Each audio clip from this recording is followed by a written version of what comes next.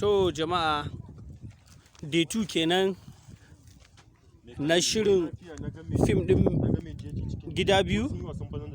Mr. Director, fatan alkhairi.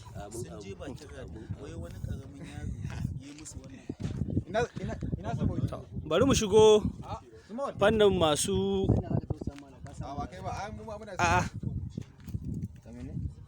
har yanzu dai wani an maka mai sara kenan. Mr. Sound. Assalamu alaikum jama'a. Kamar yadda kuka sani, ni ne Sani mai tashi, sound na Kacalla Investment, sound na Arewa Comedian, sound na Kannywood.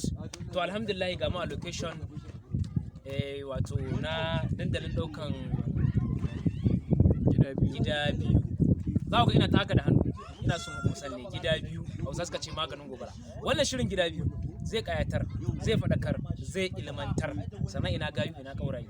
Wannan fim din naku ne, kar ku bari a baku labari. Ku bibiye mu a channel ɗinmu na Dokan Gizo Top TV. Idan kuka je ku danna subscribe, sannan ku danna ƙararrawar sanarwa, ta yadda daga zaran fara sakin wannan shirin namu na Gida Biyu za ku same shi bakam a cikin wayanku, za ku kalla kyauta ba tare da ku sisi ba, kawai data ne za ku sa. Kar ku manta, ni ne naku Sani mai tashi sound.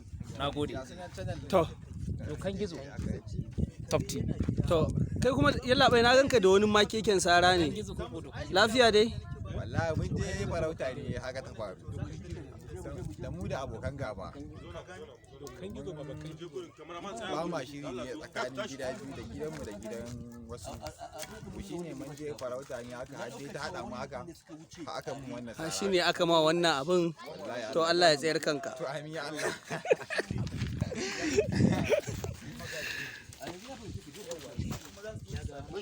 To wannan ga babban yayan 'yan Gida Biyu nan, bari mu so mu ji shi wani role yake takawa a wannan. A gaskiya ne ni suna na babban yaya a cikin wannan shiri mai suna Gida Biyu. Okay, yawa.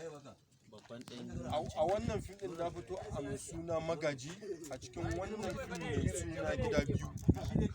Ina taka matsayin magaji kuma babban yaya a cikin wannan Gida Biyu. Sai kuma yi bacci.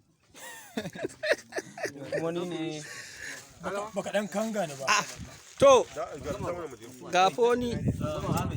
Sake mara kai.